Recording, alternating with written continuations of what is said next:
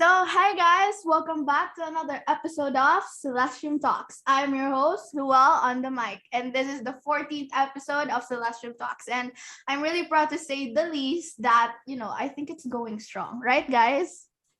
Yes, I've been watching your videos. Yes, thank you, Serene. Well, anyway, we have, as you can see naman, we have some guests for this today's episode. So, palakpakan naman natin sila, di ba? Oh, we didn't have the choice. Wag kang KJ, Raj. But then anyway, I think it's true naman kasi because this is for activity purposes in our media information literacy subject. But nonetheless, thank you, Ma'am Faye, for letting us do this kasi you're our saviors. Savior ng channel ko. Well, before anything else, why don't you all introduce yourselves so that they could know you? So state your names and tell one of your social media accounts where they could follow you. Ay, grabe yan. Ganito pala dito. Grabe reaction ni Dirk. Well, since you're the first one to react, why don't you go first? Okay, so I'm Dirk Pirobiato. My social media account is in Facebook at Dirk Pirobiato, and that's it. Okay. Who's next? Okay, I'll introduce next. I am Serene Nicole O. Fidelino, and I am 17 years old, a student from New Era University. And I guess you can follow or friend me on Facebook, which is Serene Fidelino. Okay. Last but not the least. And I'm Rojan Lee Camiao, and my Facebook account is Rujen, RU space JEN. Okay, yan. Thank you. So yan, kilala nyo na sila. So okay guys, before we move on, I would like to ask a question. This is that maybe our viewers also want to ask. And what's that? I think it's regarding the title of this podcast. Am I right, Lisa? You're right. You're actually right, Serene. You have a good intuition. Yes, maybe a lot of us is confused by the sudden technicality of the title, especially in the phrase manipulation in media. Although I believe that during in my past episodes now, I have already introduced to them the media information literacy and the background of audio information. So basically, they already have a good grasp, well, hopefully, of how I wanted to turn things in this episode. So, before we explore the view of false information in media and how people experience being manipulated by it in our perspective, I have a question that you could run through your mind as we go on to this episode, which is how does manipulation in media works, and does it connect with false information?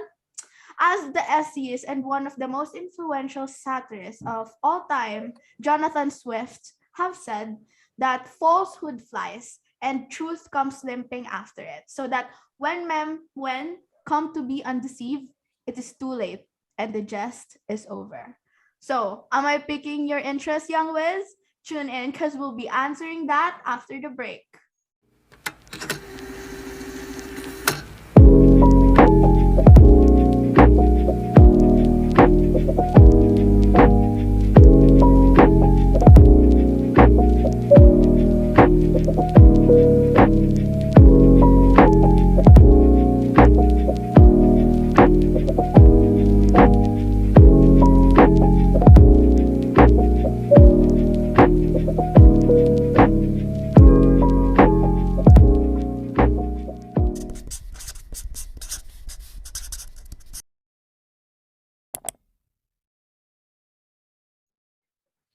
Riza?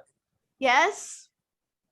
I'm intrigued by your question earlier, and I think the best way to explain the connection of manipulation in media or media manipulation with false information is that media is the tool that people use so that people could take in the fake information, which is the end of the product.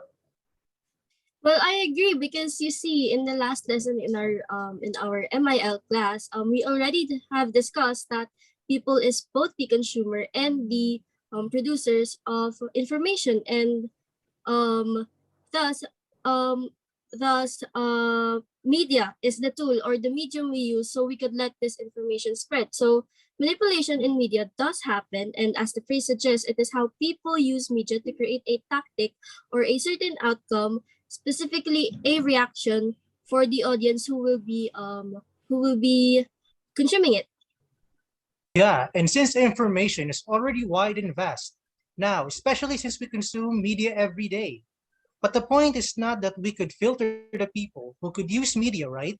We would not know exactly if his or her intention is true, or if they're already sending the wrong information now, intentionally or not. Exactly, Dirk. You're right. And that is why today we are going to talk about some life experiences in dealing with false information and how it affected us afterward.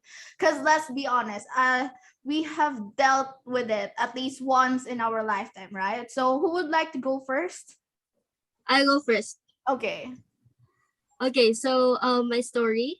I have also been part of a malinformation incidents, specifically an imposter content. Oh. So looking at the picture, obviously I covered the name for privacy reasons. So to start the story, this happened recently, not to me, but to my friend. But I guess you can say that I was also part of it, part of the experience. So it started with my friend, which we're gonna call John. So he met someone on Facebook, and to be pretty straight to the point, he was interested on this person. So me being one of his close friends that is a girl, he decided to get my help. And of course, I was a good friend. I was gonna help him. So he was asking me for advices, which are things that will make them closer to each other. And I just went on with it because I was also having fun. So and whenever he get those like butterflies and kilig moments, you get what I'm saying? He would tell it to me and I would be cringe. So basically what I'm saying is that this friend John has fallen head over heels for this girl he met on the internet. And then after like maybe 3 months or something, he came to me crying because it turned out the girl was a poser, or as you all Oh. listeners expected. Yeah. And it was the first time he was like legit sad, and of course I felt bad, but I think I laughed even more. So yeah, so it turned out the person was a 13-year-old. By the way, my friend is 18. She was the girl was a 13-year-old pretending to be 17 on the internet, and she was using her cousin's pictures, so it's pretty scary. Yeah, you know what I'm saying. So my advice is that just don't make those kinds of connections on people on the internet. And identity theft is very common, and it can cause a lot of damage to our lives. I'm glad that my friend only got his heart broken, but a lot of people has experienced worse, and I think that is how posers are one of the worst people on the internet. So yeah, that is my story. Okay, so I'm going to ask you, Celine, what I think what you're going to tell to my viewers, some advice regarding, because it's a pretty common situation. How would you overcome this particular problem in media? You're asking if how someone will overcome when they experience something like this, or how to avoid something like this. Yes. So if you went through an experience like this, I guess the best thing is tell your friends, like how my friend did. He told me so that he can let out his sadness and like trauma possibly, so that he or she doesn't suffer alone, and of course get help from people who are the professionals. Okay. So yeah, thank you. Who's next? Who does want to share? Right, I'll be next. Okay. So this story concerns a type of disinformation, fabricated content specifically. So my most recent experience with false information begins December last year. As I was going to the internet, I saw a few articles claiming that the AstraZeneca vaccine was actually harmful. It points to a case where a woman who took the vaccine died of a blood clot. Soon enough, other articles claimed that the vaccine was ineffective or had other harmful chemicals in it. I would be skeptical at first, but actual governments decided to suspend the usage of the vaccine. By then, I was convinced that those articles were actually true. However, the World Health Organization released an official statement regarding the situation. The research concluded that the blood clot was quite rare and does not deter the effectiveness of the vaccine. With that, governments eventually brought it back and people were able to vaccinate themselves. I even had it as my first dose. So that was the story of how people in actual governments were fooled by false information. If there's anything I've learned, it would be to always fact check what you read and only listen to experts who know what they're doing. Actually, that's a very good advice. So yeah, thank you, Dirk. Who's going next? So I'm going next, and my story is about false information, and it is type of disinformation, specifically false content. I'm also a victim of false information. As I discovered last month when Phoebe informed me that we had a morning session at 10 o'clock in the morning. Anyway, continue. Ah, okay. Continue. But I'm confused because our synchronous class is supposed to start at 11 a.m. So I asked her if it's true. And that I asked her if it's true that our class will start at 10 o'clock in the morning. And she answered, yes.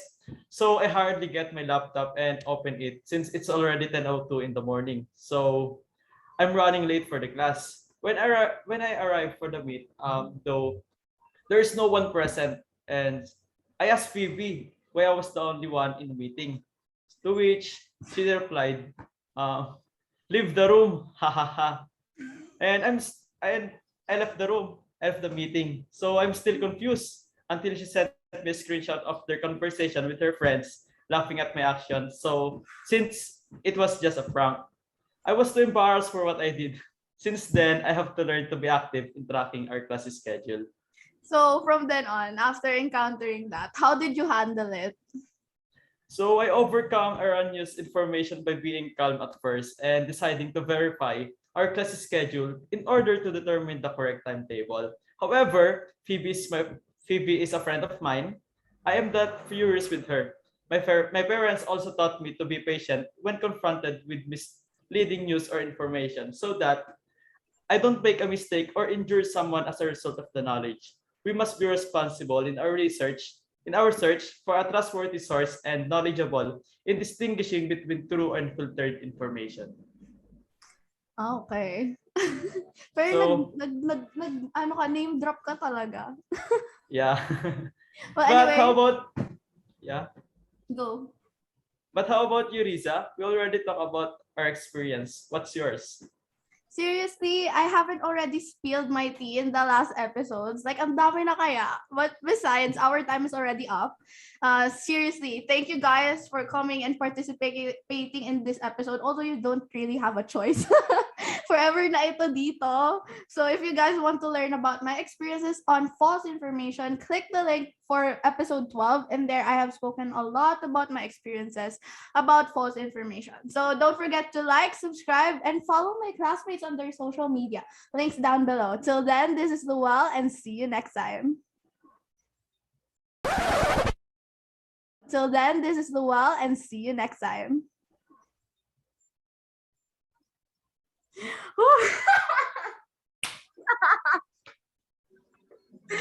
Pwede ba mag-name drop? Ay, di ba pwede Tapos na mag-name tayo? drop? Hindi, ang saya nga lang. Ang saya ko. Tapos na. Kalimutan ko magtanong kay Dirk. Mag-raise hand lang kayo. Game. 1, 2, 3, go.